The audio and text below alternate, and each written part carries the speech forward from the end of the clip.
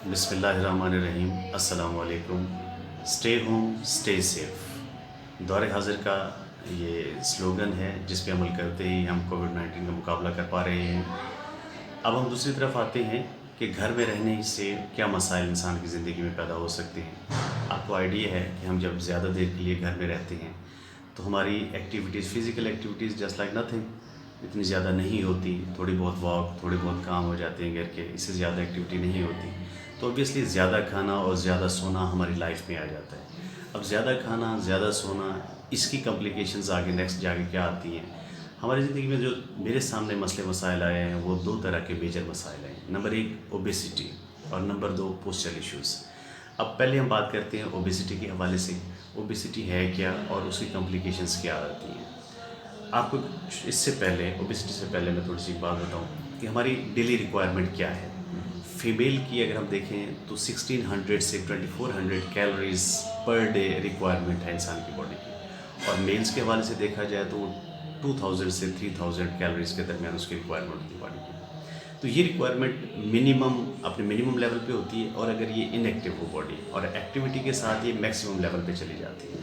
तो पहले जिस तरह मैंने बात की है कि हम घर में हैं, इनएक्टिव हैं, ज़्यादा हम काम काज नहीं कर पा रहे, फिजिकल एक्सर्शन हमारी बहुत कम है, तो मिनिमम हमारी जो बेस लाइन रिक्वायरमेंट है वो 1600 और 2000 के दरमियान मेल और फीमेल दोनों एडल्ट में आ जाती है। तो साथ साथ हमें ये भी देखना पड़ेगा कि हमारा BMI क्या है, बॉडी मैस इंडेक्स क्या है। हर बंदे को आइडिया होना चाहिए कि उसका बॉडी मैस इंडेक्स क्या है, ताकि वो उसको कैलकुलेट कर सके प्रॉपर तरीके से, और कैलकुलेशन के साथ ही ज़िंदगी अपनी चला सके। अदरवाइज़ कॉम्प्लिकेशंस आपके सामने आ जाएंगी नेक्स्ट। अब बॉडी मैस इंडेक्स क्या होता है, अब इसको कैसे कैलकुलेट करते हैं। आपकी हाइट जो है वो आपने मीटर्स में ले लेनी है, और आपका वेट जो है वो केजी में ले लेना है। तो इसको आप वेट को जब आप हाइट से डिवाइड करेंगे तो आपका एक बॉडी मैस इंडेक्स आ जाएगा। अब वो BMI कितना होना चाहिए एक नॉर्मल बंदे का। अगर हम बॉडी मैस इंडेक्स देखें, अगर 18 से 25 के दरमियान आता है तो वो एक नॉर्मल कंसिडर किया जाता है आपका, और अगर 25 से 30 के दरमियान आता है तो वो ओवर वेट आ जाते हैं लोग, और 30 से ऊपर अगर चला जाता है तो वो बंदा ओबीस हो जाता है।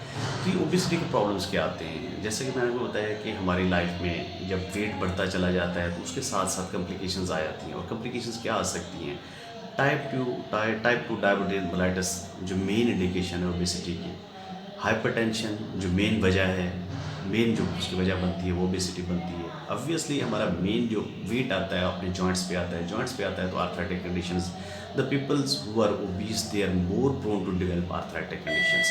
तो इस तरह की कंडीशन से बचने के लिए हमें ओबेसिटी का भी ख्याल रखना है अपने आप का, और अपनी डाइट का भी ख्याल रखना है। हेल्दी डाइट लें, जंक फूड से परहेज़ करें, अपनी गैर ज़रूरी अशिया से खाने में परहेज़ करें।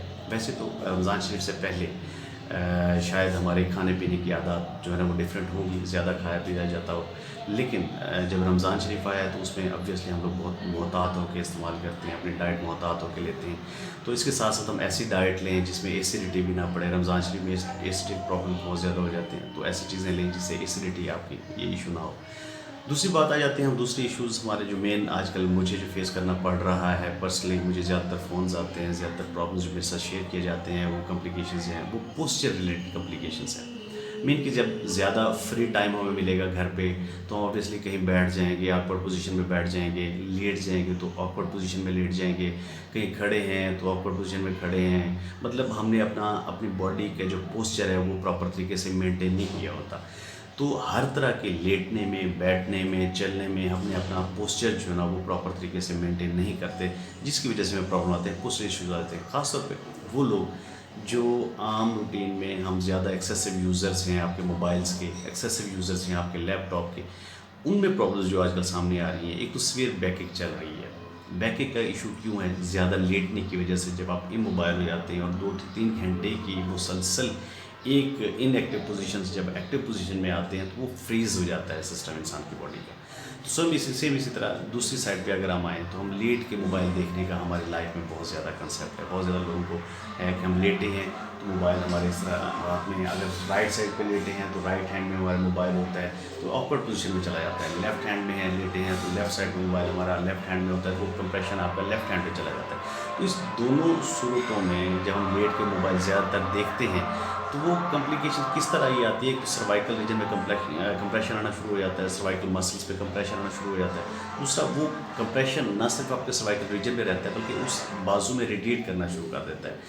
हम उसको फिर कैसे कैटर करते हैं, जब हमारी नेक स्टिफ होना शुरू हो जाती है, पेन रेडिएट करना शुरू हो जाती है, फिर हमें एहसास होता है कि ये प्रॉब्लम्स हद से बढ़ती जा रही है, फिर हम कंप्लेंट करते हैं आके और हमें आइडिया हो जाता है कि ये इशू हमारा हुआ पोस्चर, अपने रॉन्ग पोस्चर्स की वजह से ही है।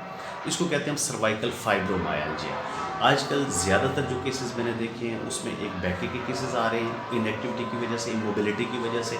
दूसरे केसेस जो आ रहे हैं वो हमारे सर्वाइकल फाइब्रोमायल्जिया के। सर्वाइकल फाइब्रोमायल्जिया जिस तरह मैंने आपको बताया कि आप लेट के जब मोबाइल एक्सेसिव यूज़ करते हैं तो उसकी वजह से आता है। तो प्लीज़ प्लीज़ प्लीज़ आप अपनी डाइट का ख्याल रखें, अपने आप को ओबीस होने से रोकें, ओबेसिटी की कॉम्प्लिकेशन से बचने से अवॉइड करें। दूसरी बात, अपने पोस्चर का ख़ास ख्याल रखें। बैठें तो प्रॉपर पोजीशन में बैठें, आगे झुक के ज़्यादा देर ना बैठें, ज़्यादा देर बिल्कुल इस तरह जिसको हम ऑकवर्ड पोस्चर कहते हैं उसमें ना बैठें।